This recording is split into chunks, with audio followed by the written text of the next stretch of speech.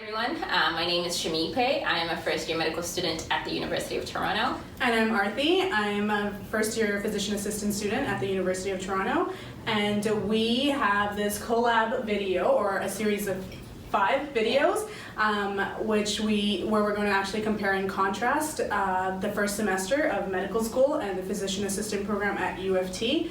And we hope that it helps clarify the differences between the programs.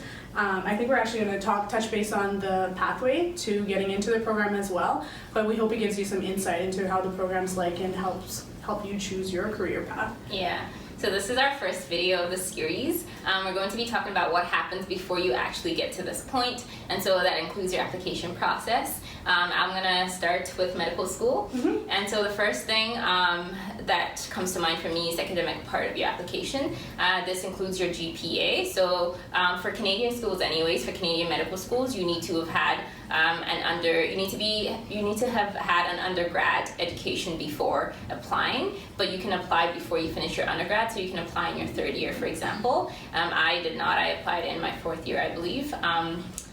So your GPA is important, and a lot of schools, different schools have different GPA cutoffs, and different schools also have different ways of calculating your GPA. So for example, you have your GPA as it is. For UofT, they'll drop the course that you performed the worst in each year, and this only applies if you're applying in 4th year and you've taken a full course load. For Queen's University, they only use your most recent 2 years, and so depending on how it works out, your weighted GPA tends to be greater than just your average GPA, which is great. And so that was something that definitely came into my advantage when I was applying for UofT and UBC. And for UBC, I believe they just drop your lowest tier in general. Your MCAT score also varies across different schools. Different schools have different cutoffs. If any of you are familiar with the whole MCAT process, you have 4 sections within the exam itself. Different schools have different cutoffs for your overall score, but also for each of those sections. And so I had to choose schools that I was eligible to apply for based on my MCAT score, because I didn't see the point in applying for a school that needed a 129 cards when I had a 126, something like that. So that was something it's definitely a good point. You gotta apply smart. Don't apply everywhere. Apply smart. Right? And it was actually good because it decrease the amount of schools that I could apply to, so less work, less money, and less stress, more focus. Less rejections because it's obviously in front of you, but you still want to blindly apply. But so that was good. It was kind of like out of my control. I mean, the MCAT was in my control, regardless.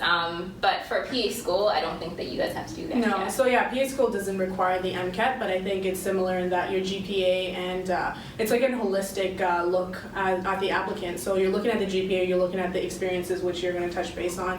But the MCAT's not required. Yeah, so that's nice. That was an experience. That's how we met, actually. But that's another story. Anyways, the non-academic aspect, as Arthi mentioned, medical schools in Canada are moving towards a more holistic approach, because we're more than just our grades, and doctors need to be able to do more than just know the basic scientific facts, right? And so different schools have different ways of requesting this information from their applicants. For Ontario, it's nice because they have one inclusive database called AMSAS that all medical schools in Ontario are a part of, and you basically just apply through that one online application system and select the schools that you want to apply to. If that school has a different process in any way, then you'll be prompted to fill out that part of their application. The most extensive school for me was UofT, because I had to write 8 different 250-word essays. Now 250 words doesn't seem like a lot when you're used to writing like 1,000-page essays in undergrad, but I guess it can go both ways. Like some people are like, wow, 250 words, and then like 8 of those. But I guess I get where you're coming from. It does seem like it's not a lot, but when you have to talk about all your experiences and apply it to that question and kind of make yourself look like better or make yourself shine, it is really difficult to actually cut it down. So it's definitely a good point with that. Like she mentioned, but so because it takes a lot of time also to write 8 individual essays on 8 different prompting questions, I had to account for that and start my application preparation a little bit earlier, so I had other people look over it. UofT was by far the most extensive, but all schools require some sort of breakdown of all your non-academic activities. And so this can include things like your volunteer activities that you've done in the past, your hobbies, interests, sports endeavors. It can also include, in a more traditional sense, any employment positions you've held in the past, any research experience that you have, your club interest as well. So whether if you're a president or an executive member of a club, you put that in there. And also other non-structured activities. Like I put down that I really enjoy dancing, and that's something that I felt was unique, and I felt the need to put it down. So to touch on that, you just don't have to put down activities that you think will make you a good doctor in the eyes of the admission committee. Put things that describe who you are as a person so that you can stand out, because frankly, like each medical school gets thousands of applications, and so if everyone has research experience and everyone has worked in, has been a member of some sort of club and been the president of that club, that's great. That shows that you do have really good qualities that they're looking for, but it might not, if that's all you put down, it might not make you stand out. So you need to stay true to yourself and put things down that are maybe not as traditional as you think they might be, because I think that there's strength in that. And so that's something that, so I should probably say that I applied twice for medical school. So the first application, the first cycle, I didn't get any interviews. There were a lot of tears. The second application cycle, I decided to really work a lot more and spend a lot more time prepping and writing up my application, but also putting things that I felt made me unique. I think that's important. Yeah. Like a lot of people think these applications, you want to, you have this like idea of like the ideal student to get into medical school, and you kind of find those aspects of your life and then put it on an application. And then, as Shamipe was saying, when you're looking through 1,000 applicants and you guys have similar experience in terms of research and stuff, it doesn't stand out. But it's like this girl has all this, and then she also makes time to dance, or like makes time to play a sport. Then that's when like you stand out as an applicant. And I think that's important to kind of highlight when you're doing applications. And the other thing is, these applications take time. I know sometimes it seems like, oh, it's only like listing my experiences and writing a little blurb about that and then writing all these essays. The more time you put into it, you see the results accordingly. Like some people start like with an Excel sheet, like start off blank, and then you have your experience and you have like the skills you learn from that and how you can apply that in different situations. That helps you from the start of the application with your, I don't know, did you touch base about the ABS part of so your autobiographical sketch, which is just basically an Excel type sheet. Input, like description of all the activities that you've been part of. So for the Excel sheet, it would be like your experience, the description, which is the ABS part of your OMSAS application, and the skills you learn, and that can help you from that OMSAS application all the way until interviews. So when different topics or different situations come up, you can be like, these are the skills that are required for those type or that specific situation, and this is the experience that correlates with that, how I got that skill, or how I can apply that skill in this situation. So I think those are different things you can do. There are different techniques, lots of videos out there to better prepare you for the application process, but I don't know, did you do something similar to that? Yeah, I did the second time around. Well, it's hard when you're an undergrad and you have to like balance applications with studies, but but another thing that you have to take into account, that a lot of these activities you need to put down the duration, and sometimes they ask you for the number of hours that you spent in that activity, and that takes an incredibly long amount of time to and to and go back. To get references to that too. So there's also verifiers for those experiences, and even ask like other people. Like apparently my mom paid attention to my life more than me, so I was like, my mom's like, remember when you did that? And I was like, oh my god, yes, I did. Probably the same thing. So it helps you with. I literally dived into something that I had done when I was 9 years old. Yeah. Like, if the school's application system allows you to go back that far, like they want to know who you are and all those things. Like you've been a person even before undergrad and even before high school. So it definitely takes a lot of time to brainstorm what you want to add, to make sure you have all the details of that activity, and to make sure that you have verifiers for that activity. And that's something that I guess I can just... You gotta reach out and be like, hey, rememove me? Like, remember when I did this? Yeah, and I did I volunteered 150 hours, and they're like, who are you again? But then you have to kind of you should have been able to build that relationship with the person, but you have to kind of reach out to people and find those verifiers. And let them know you're using them as verifiers. Exactly. If they're getting a phone call and they're like, what? And even sometimes when I applied, I actually provided them with information. I was like, this is what I'm listing, this many hours, these are the dates, and I don't even know what else. Like, this is a description of my responsibilities at the role, because some people try to make their roles bigger than it should be, and then when the verifier gets a phone call, it doesn't go so well. So make sure you have those things. There's a lot of transparency between the verifier and you. Do you want to talk about your non-academic side of your PA? Sure, yeah. So again, like, we have the similarities with the GPA, but non-academic side. So we have the OUAC application, because technically, at least for Ontario, we have the OUAC application. It's separate, it's different from the undergrad one. It's a different number, which I forget off the top of my head, but similar process in that you're providing some information about your academic background and the experiences you had with the little blurb about it. So that's like the initial stage. The second stage is supplemental application, and MAC does it a bit differently, where it's more like I would say like a mini MMI, in that you get like a allocated time, and you either have a STEM where you're answering within like that 5 minute, or you have videos with scenarios and you're kind of actually recording yourself answering that question. So that's like a unique way that MAC does the supplemental application. McMaster, sorry.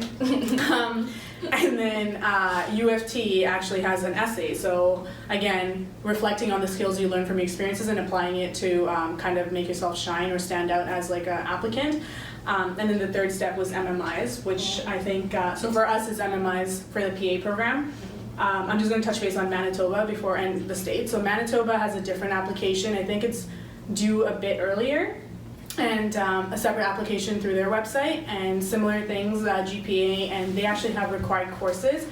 I think there's a bit more flexibility, and UofT has recommended courses, and MAC, I think it's similar. And then with the states, funny talking about preparing early and stuff, the states actually has rolling admissions. So to apply for September 2018, or to start school in September 2018, I had to start application process in April 2017, and it's the main application system for the states is CASPA, and that has all the schools. So there was a lot of research done on the different schools I have as that I could actually apply to. GRE is like a major component of applications for PA school, because it's mostly master's program there, so GRE is required. And GRE, sorry. I think it's like I'm going to wing this and say it's like graduate requisite exam or something like that. It's for like kind the of post-grad. GMAT maybe.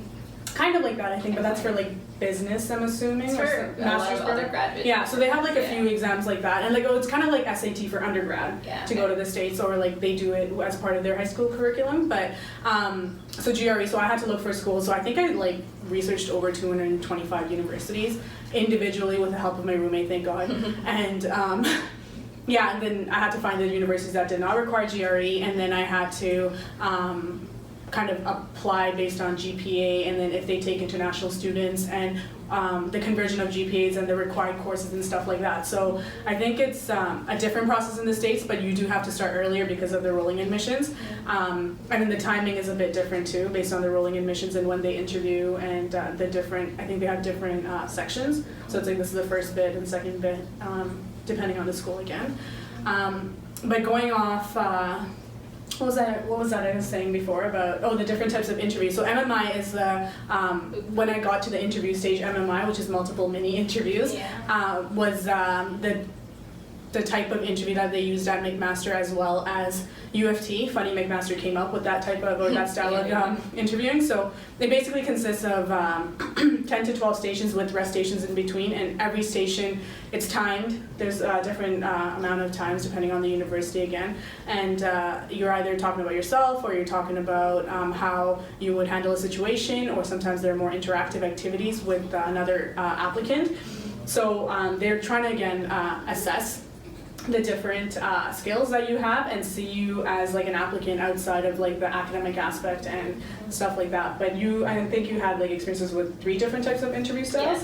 Yes, but did you want me to talk about the other parts of the application process before you get the interview? Okay, yeah, sure, yeah. So the timeline, yeah. Yeah, so for me, I also had to get letters of recommendation. So I had 3 different types. I had academic, which I got from my prof and my research PI at the time, and I also had to provide a professional one, and so this was maybe more so in an employment capacity. And then the last one was a community reference, a letter of recommendation. And although they might not hold as much weight as maybe the medical schools in the States, it is important to choose referees who can speak really strongly about your character, because this is an important aspect of your application regardless, and it takes time to make sure that you have, like, you get the right people to do that for you. No, it's good that you said that, because we require letters of recommendations as well, and same tip, make sure they know you. Yeah, I think it was 3 as well. Yeah. So and I think similar idea, and that's academic, professional, and community. So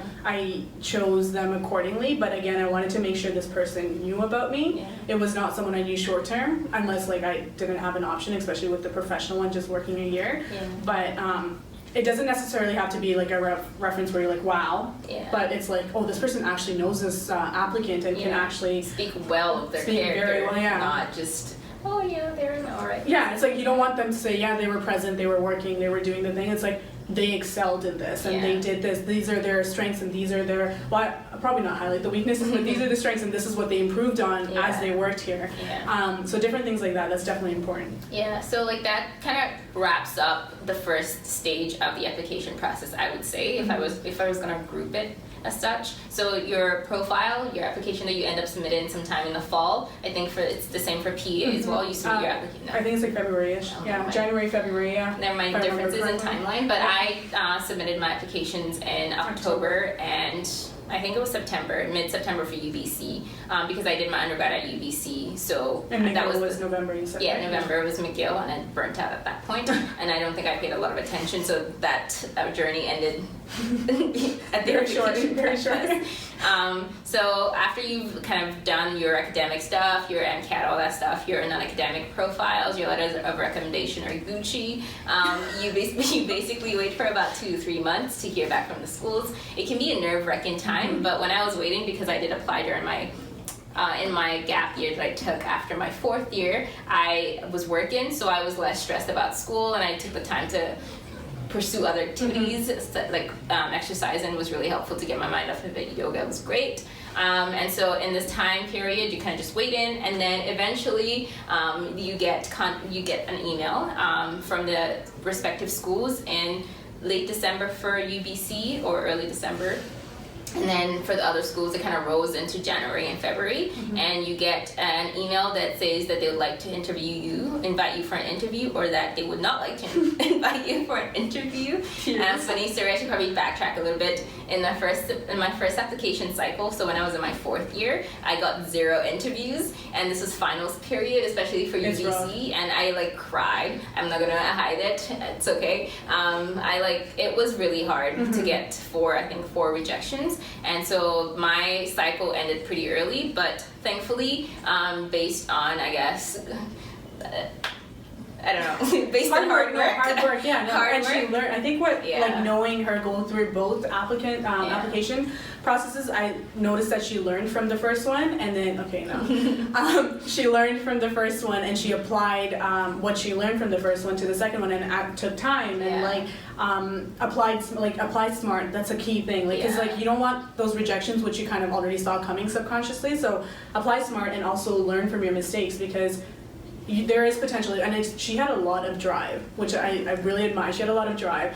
I think I should stop being cheesy right now, but second time around, you did learn from your mistakes, and I think that's why, that's the point of videos like this, to kind of teach, or I guess give you guys tips based on and it's honestly maybe this would be maybe at the end, but it's not a straight road. It's not just that kind of one-way journey, and it doesn't look the same for everyone. And in the spirit of being totally transparent, I did have to take my MCAT 3 times, and the decision for taking it 3 times was to improve my chances at more schools and give myself an opportunity to actually have a shot at the schools that I wanted to go to. So I took it, the last time I took it was because I wanted to apply to UofT, and thankfully it worked out, and I'm here right now. Just to put that out there. Anyways, so when you're in January and you're prepping for your interviews, I was fortunate enough to have 3 interview invitations, but you need to understand that I was in BC at the time, and I had to arrange my own accommodation and flight costs to fly to UofT, which was one of the schools that I got the invitation from, as well as Ottawa. And these are different times. I can't do an interview in Toronto on Friday and then fly off to Ottawa and do an interview on the Saturday. So it happened in February, I think, for UofT, and March for Ottawa. So I had to plan accordingly. When I visited you, it was literally when I visited you, it was the weekend before for Ottawa. So I had to spread out. you have to keep the costs in mind, and that's kind of just a sacrifice that you have to bear. For UBC, I was already there, so it was great. For UBC, I had the multiple mini interview style that Arthi so kindly explained in depth, so I don't have to go down that road.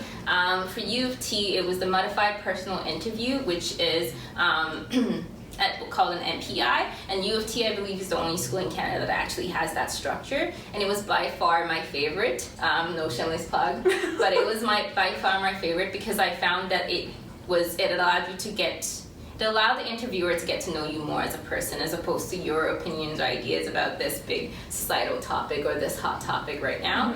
And it was less stressful because it was only 4 stations, and each station had 12 minutes, and you kind of went in when the bell rang and you introduced yourself. Yeah, you didn't have to introduce yourself to the interviewer, but they ask you a question and you answer it, and the conversation flows from there.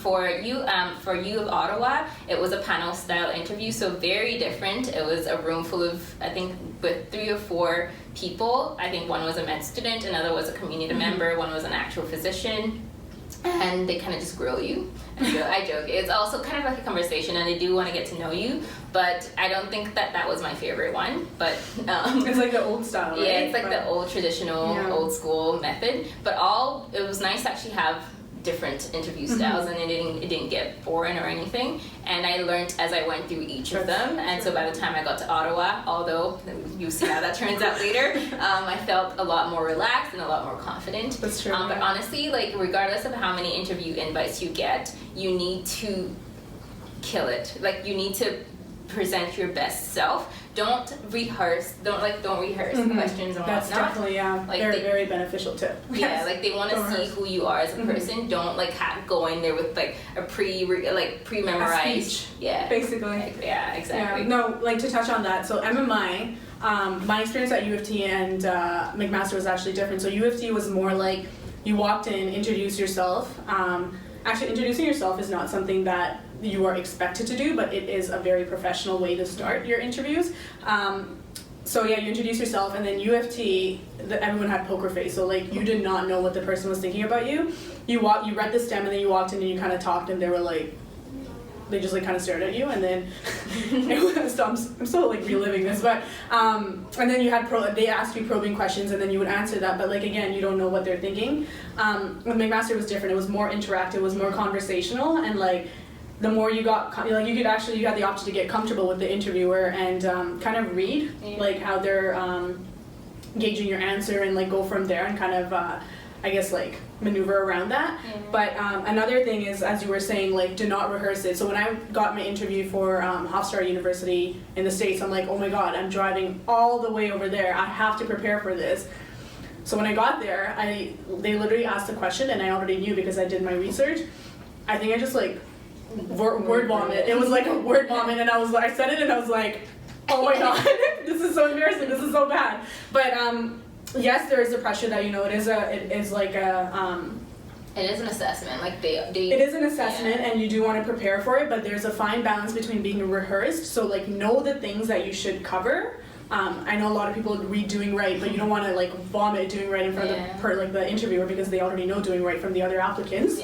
Hopefully, but how that applies to you and how you would apply different parts of those ethical principles with a personal touch to it, and I think that's very important. Glad you brought that up. And like honestly, practice as much as you feel you need to, because I know for me, talking and speaking under pressure is not my best suit. So I did have to go through a few like mock interviews with a couple of my like friends who were also going through the same process at the same time, and just make sure I could actually give a concise, coherent answer to a question that I had never seen before, and trying to incorporate who I was and my experiences into my answer as well in a structured way, but trying to give up, like it wasn't about the content, it was about how I would present myself, because you do have to present yourself as someone who's capable of thinking under pressure and who's capable of communicating properly, as we will touch on later, as part of your Can Meds roles. And so you want to present your best self and do that in the best way you see possible, but don't feel like you have to give them a cookie cutter version of what you think that they want you to be in.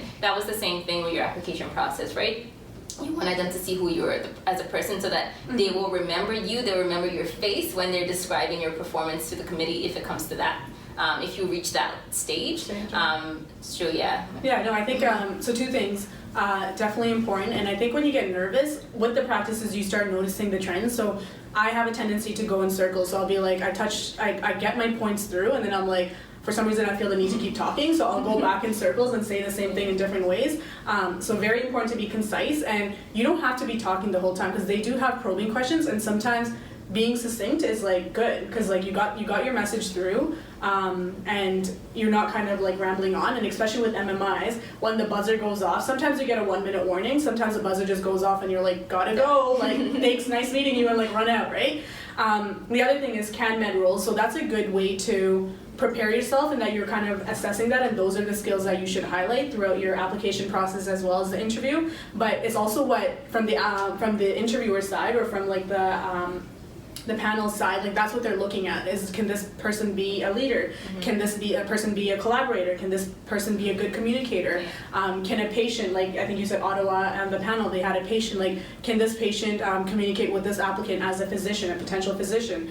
Those are the different things, and there's one, like there's CanMeds and then there's CanMed PAs, which is very similar. There's like a flower petal and everything like that, but it's very similar in that for the field of medicine, it's not only about being a medical expert, you need to have these other aspects to be a successful physician or physician assistant. Yeah, exactly. And so I think that pretty much wraps up the interview part of things. And so I'd like to add one point though, that in the initial stage, thousands of people apply. I'll give an example of maybe UBC, for example. They'd say they had 5,500 applicants. The number of people who make it to the interviews is about 300. So once you get to that interview stage, you are almost there. Like you've kind of jumped through the biggest hurdle, the biggest part. It's an accomplishment in itself. Exactly, and that's why I think it's important to put the time and effort into making your application stand out, because once you get to the interview portion, the next stage, it's literally like a 40 to 50% chance of you getting in, depending on the school. I say this for UBC and UofT. Ottawa is a little less, at like about almost 40%, just about 40%, but you have more of a shot of like crossing that finish line than you did at the start when you were writing up your application essays. So congratulations, you got into the interview portion, hopefully, fingers crossed. And then 2 or 3 months of dreadful waiting for the beholded, like anticipated like the results day. And for Ontario schools, it's one day, so all the schools release their results on the same day, which is great for anxiety purposes, but I had to wait like 5 more days for UBC's response. The funny thing, when I got my, Ottawa came first, I got waitlisted. I like tried not to dwell too much on it, but I was like, oh my god, I'm gonna get rejected from every single university that I applied to, and I was like an emotional wreck. But it's funny because at this time I was in Greece. I was in Athens with my friends, and so like they literally like got me ice cream to cheer me up. And because of time difference, obviously I had to wait hours and hours for them to actually release things. But then I got my UofT acceptance, and I was at McDonald's, and I literally screamed and called my mom, and I was crying, and it was like my mom didn't pick up. I called my dad, he didn't pick up. It was such an overwhelming. I think the first thing I felt was relief, but.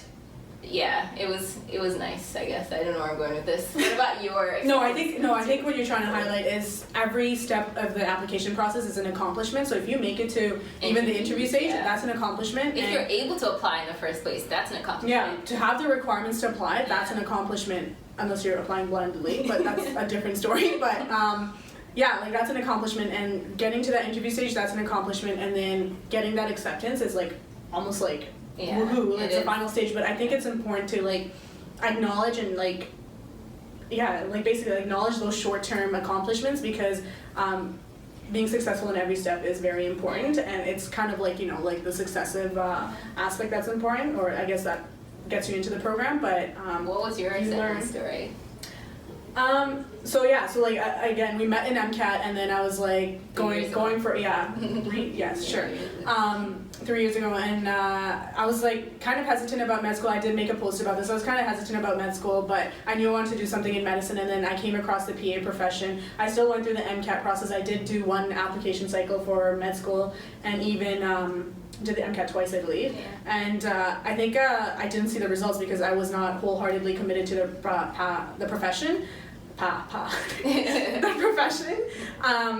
On the other hand, I saw you, and you were like very driven, and you were like, this is it. And I was like looking at alternative options, which if I had found my calling, that shouldn't be the case, but I was looking at alternative option, and then I found the PA profession. I was like, oh my gosh, the more I research about it, the more it suits like what I want as like in my career as well as my personal life. So, and thankfully, like I applied to the PA program. I wanted to keep my options open, so I applied to the States, Ontario universities as well as Manitoba, and like it was, I guess my mentality was still similar to like med school in that like I want to apply to many places because I did meet the requirements. I wasn't applying blindly, but it was more just to kind of I didn't know how the application process was for that, and I got my offer for McMaster and UofT. McMaster was a bit delayed because the MMI was also later on, but UofT I got it exactly a week after, and I was at work.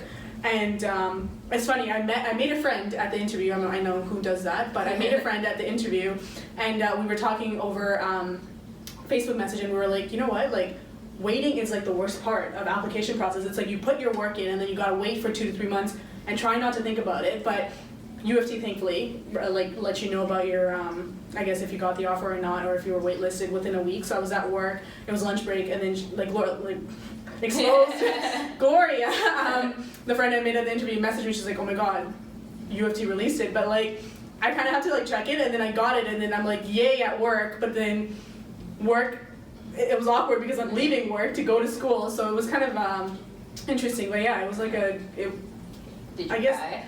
I'm not emotional, but like deep inside I cried. But no, it was definitely rewarding in that I think I put more work in my PA application because I knew I wholeheartly wanted it. Yeah. So I think that's what happened with you too. Like you knew you wanted it, and then the second time you're like med school like process, there's a lot more applicants. PA program, it is a growing profession. I don't think as many people apply, but it's still really, really competitive. It's still really competitive because the class size is really small. So I think like when you do like, I think you start off with like 600 applicants with the primary applications, and then with supplementals it like gets cut down immediately to like 100 or so, and then like maybe 180 or so, and then like 80-ish get like the MMI, and like 28 people in our class right now. So it is, I think it like when you do the calculations about like 4% chance, and I think it's like somewhere between 5 to 8% for med school. Or 10 sometimes. Depending on the school. Yeah, but no more than 20 for sure.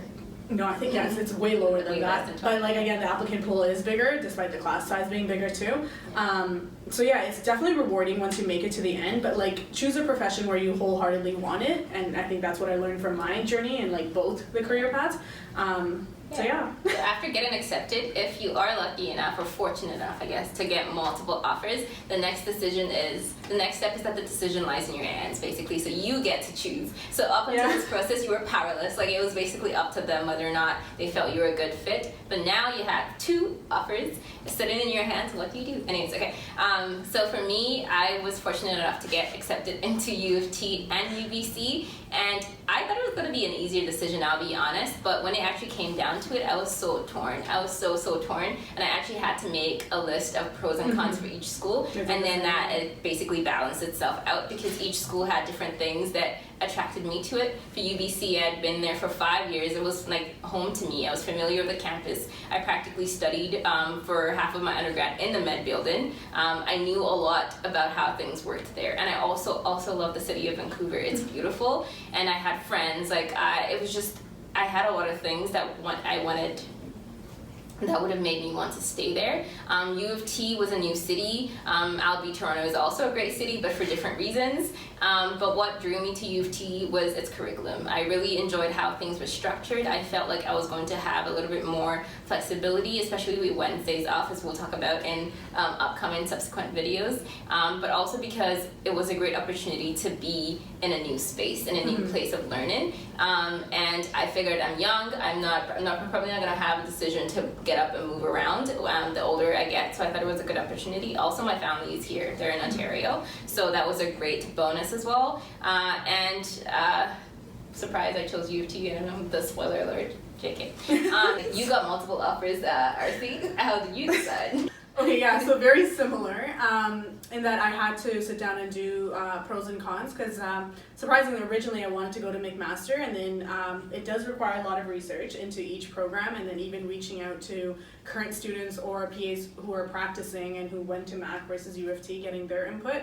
But I had to see what worked with my learning style, and I personally like having structured courses, and then I guess the similarity is we have problem-based learning, which we'll be talking about in later videos later on. But the problem-based learning, I wanted it to supplement my learning with structured courses instead of being the primary method of learning. So I found UofT to kind of better suit me than McMaster in that sense. I did have a friend who was going to McMaster, so that was kind of another aspect, another factor where I had like a roommate already to live with. But I grew up in Burlington, so Hamilton was very close, and McMaster was a university we always went to for like field trips and stuff. I did do my undergrad in Western, but I was like, oh, maybe this is my opportunity to go to McMaster finally. But I've also always wanted to live in downtown, so this kind of gave me the opportunity for that.